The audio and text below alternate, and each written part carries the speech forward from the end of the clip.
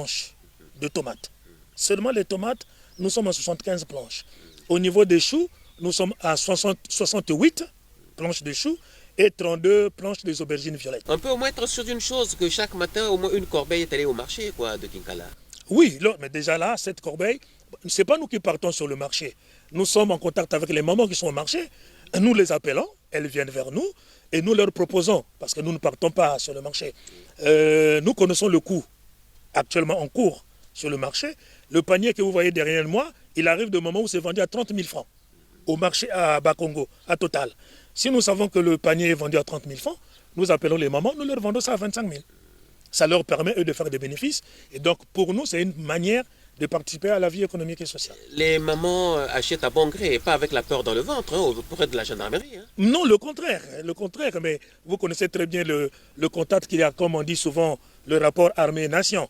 Oui. Donc, le contraire, nous devons tout faire pour que la population, lorsque la population voit la gendarmerie, qu'elle soit rassurée.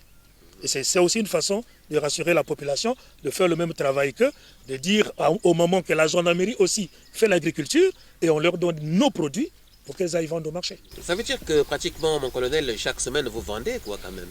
Non, on ne peut pas dire chaque semaine parce que nous ne récoltons pas toutes les semaines. Hein. Les produits, ça dépend parce que là, nous avons la tomate. La tomate fait 3 mois. Depuis le temps que vous allez le prendre au niveau de la pépinière et de mettre sur la planche, jusqu'à la récolte, ça fait 3 mois. Donc, si vous voyez bien les 3 mois, vous ne pouvez pas récolter toutes les semaines. Mais nous avons des produits qui ne font que 45 jours. Par exemple, le concombre. Le concombre ne fait que 45 jours. Le navet ne fait que 45 jours. Donc, lorsque nous plantons, au bout de 45 jours, nous récoltons. Bon, quoi qu'il en soit, vous vendez quand même. Oui. Vous vendez. Petite question de discrétion, de savoir où est gardé l'argent. Mais c'est dans la coopérative. Est-ce que c'est à la gendarmerie que c'est gardé? Non, ce n'est pas dans la gendarmerie. Je viens de dire que nous sommes une coopérative. Oui. Bon. Nous, en plantant, pour planter par exemple la tomate, il faut bien que nous payions les graines. Oui. Mais la boîte de tomates, des graines de tomates, ça fait 25 000. Oui. Et là, pour que nous ayons 75 planches de tomates, il fallait que nous puissions avoir une grande pépinière. Mais pour faire cette pépinière, il fallait 2 boîtes pour mettre sur la pépinière. Les 2 boîtes, ça fait 50 000. Oui. Et lorsque nous repiquons de la pépinière sur les planches, il faut les entretenir. Il faut payer les engrais.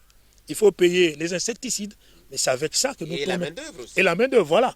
Parce que comme je vous ai dit, nous ne sommes pas toujours là, mais nous avons des gens que nous payons à la tâche. Il faudrait bien qu'on les paye.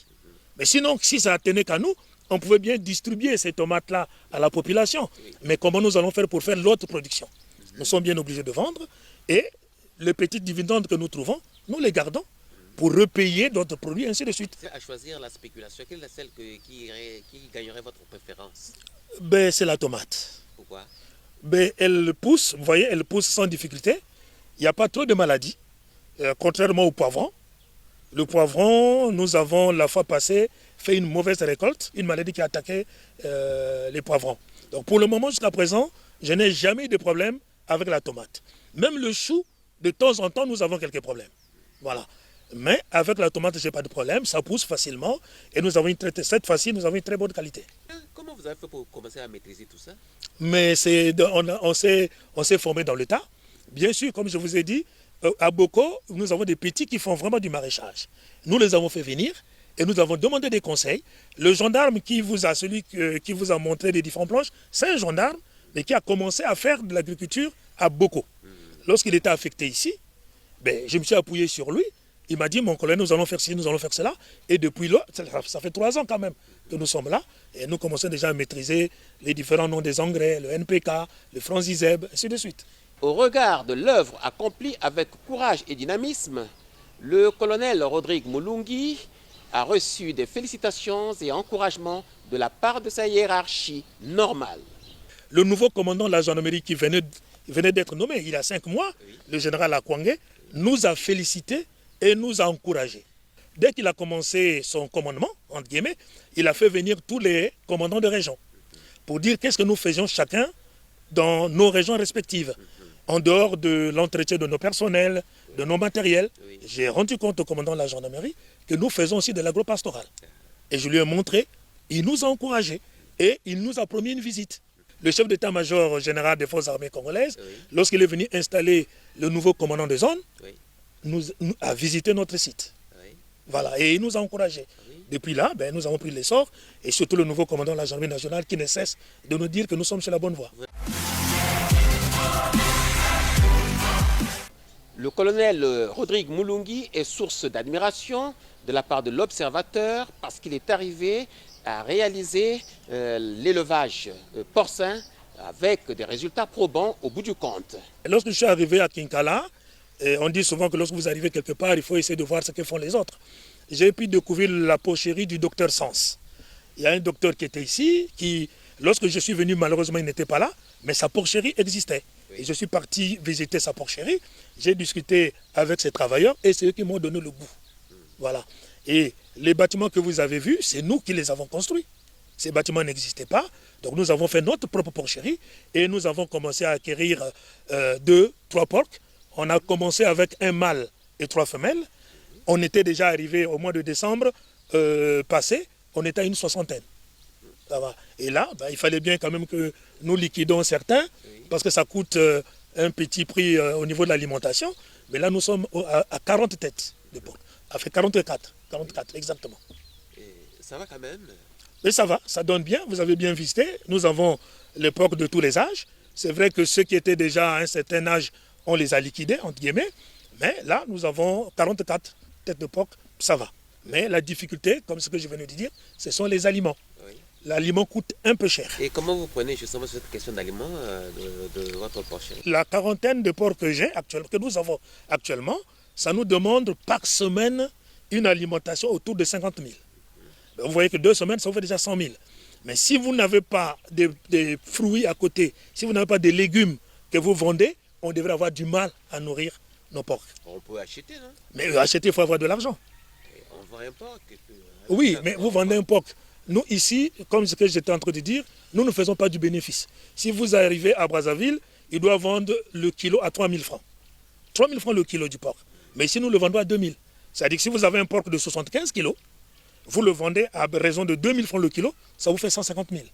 Mais 150 000, ça fait seulement 3 jours d'alimentation de porc. Ça veut dire que vous travaillez à perte? Bon, c'est une façon pour nous de participer à la vie économique et sociale. On ne travaille pas à perte parce que nous, en tant que gendarmes, on n'a pas un bénéfice. Ce que nous gardons, c'est pour tourner, pour ne pas, entre guillemets, tomber. Nous tournons, c'est un cercle vicieux, mais nous travaillons au profit de la population. Voilà. C'est très bien, hein? C'est très bien. Et alors, le porc, c'est un type d'élevage qui est très très bien, que vous maîtrisez aujourd'hui? Oui, on le maîtrise. On le maîtrise. Surtout que nous sommes appuyés par un vétérinaire de la direction départementale de l'élevage, qui est là avec nous. Pour le moment, ça se porte bien, mais nous voulons bien passer à autre chose.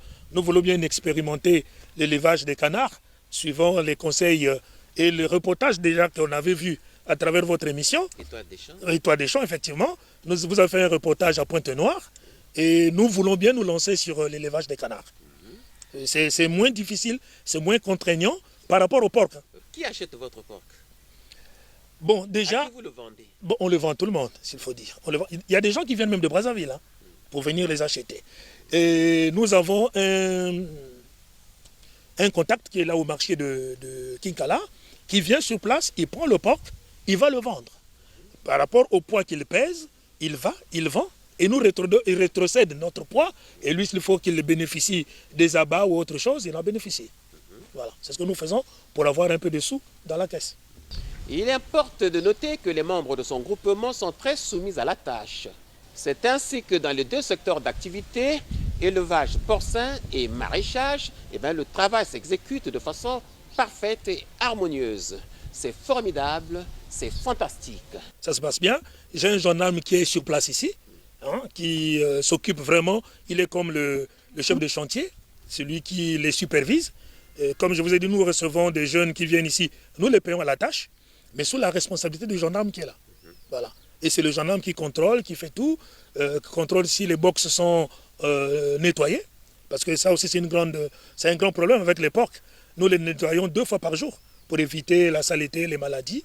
Donc il doit vérifier si les box ont été nettoyés et si toutes les planches ont été arrosées. Après il me rend compte, le porc n'est pas sale. On le lave? On le lave, oui. On le lave. Fois dans la semaine? Non, on le lave tous les jours. Ah, Nous le lavons parce que nous nettoyons le matin, nous enlevons leur matière qui nous sert d'engrais. Et lorsque nous venons enlever, le soir, avant de partir, on les nettoie. On le fait tous les jours. Il y a une personne qui est affectée à cette tâche. Toutefois, un fait est à déplorer. Le groupement agropastoral La Grande Muette n'a jamais obtenu une aide extérieure, d'où qu'elle vienne. C'est vraiment dommage. Nous nous sommes donc constitués en coopérative, nous avons tous les documents. J'ai les statuts de la coopérative, le règlement intérieur, la lettre d'agrément. Oui. Nous l'avons. Et il y a des projets qui passent ici, qui nous ont promis, jusqu'à aujourd'hui, ça fait 3 ans, je n'ai jamais reçu quoi que ce soit d'un projet quelconque. Je n'ai jamais reçu. Parce que vous attendez que ça tombe comme par coup de baguette magique. C'est des processus. Effectivement. Suivi nous l'avons fait. Il faut émettre un dossier. Bien sûr. Vous avez déjà émis un dossier? Nous avons déjà émis un dossier qui est passé, ici même à Kinkala, qui est passé par la direction. C'est ce qu'on nous avait dit, qu'il faut passer par la direction départementale. Comme nous sommes à Kinkala, dans le pôle, il faut passer par la direction départementale du pôle.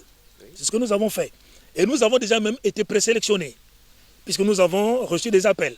Non, vous avez été présélectionnés, vous attendez, mais c'est resté lettre morte. Jusqu'à aujourd'hui, 2 ans. Voilà, c'est des promesses, mais nous n'avons jamais reçu quelque chose. Donc vous n'êtes ni vu ni connu, quoi. Bon, ça je ne peux pas dire. Il y a beaucoup de groupements ici.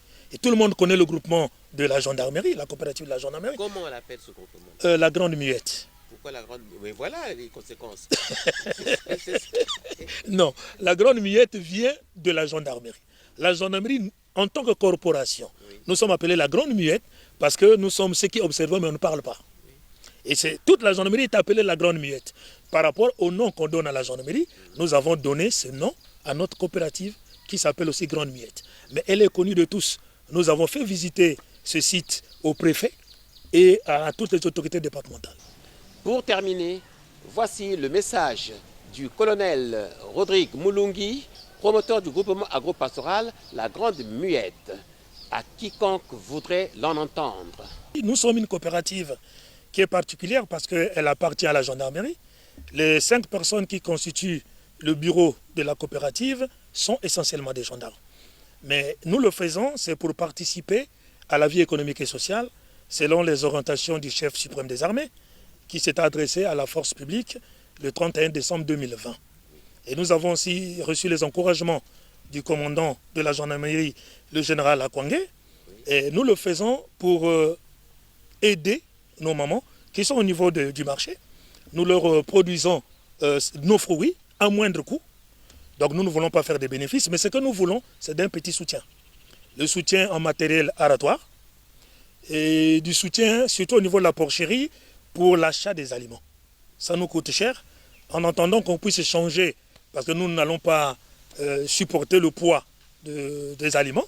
Avant qu'on change d'élevage, nous sollicitons quand même un appui du côté des projets que nous connaissons, mais pourquoi pas du ministère de l'Agriculture. Quoi qu'il en soit, mon colonel, vous êtes sur la bonne voie.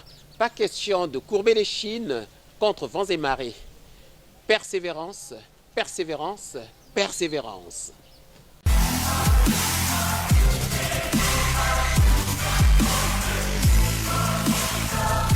Étoile des champs est une émission révolutionnaire et évolutionnaire. Quand on suit Étoile des champs, c'est comme si on était sur Internet. On a l'information de partout. Voilà donc, mesdames et messieurs, l'esplanade des étoiles. Tout est bien qui finit bien. Heureux nous avons été d'être de vôtres et en si parfaite compagnie. Nos remerciements des plus vifs et sincères au colonel Rodrigue Moulungi, promoteur du groupement agropastoral de Kinkala. Je suis fier parce que je ne suis pas le premier d'ailleurs. J'ai suivi déjà un reportage dans votre émission Écho des Champs du général Eolé Songo, qui est le commandant de la zone militaire de défense numéro 1. J'ai déjà suivi un reportage. J'ai déjà suivi un reportage sur Ouesso, je crois, lorsque le colonel Ifoko était commandant de zone là-bas. J'ai aussi déjà suivi un reportage sur Gamboma, je crois, au niveau de l'école nationale des sous-officiers. Donc nous ne sommes pas les premiers. Nous ne faisons que suivre ce que les autres ont déjà fait de mieux. Comme on dit, il faut copier ce que les autres ont fait. Et surtout ce que fait le général. C'est un ancien, c'est un général, c'est notre chef. Si lui l'a fait, Donc nous aussi, on peut le faire. Et c'est ce que nous sommes en train de faire, comme le général. On ne peut pas être essoufflé, le militaire ne se souffle pas, le gendarme ne se souffle pas. Il y a des difficultés, certes, mais nous allons tout faire par nos contacts d'aller toujours à l'avant. Voilà. Et nous savons que le commandant de la gendarmerie ne nous abandonnera pas. Il a promis, il le fera. Remerciements des plus vifs et sincères, principalement au professeur Paul-Valentin Gobo pour ses efforts inlassables qui ne cessent d'entreprendre afin d'installer à travers le pays des zones agricoles protégées.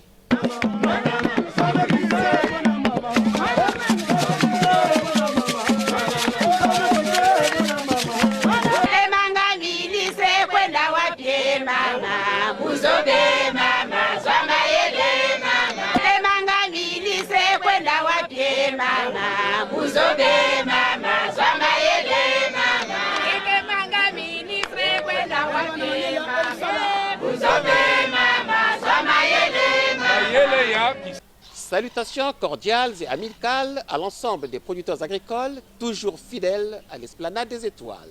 Aux uns, aux autres et à tous, bonne détente sur Télé Congo et rendez-vous à la très prochaine occasion.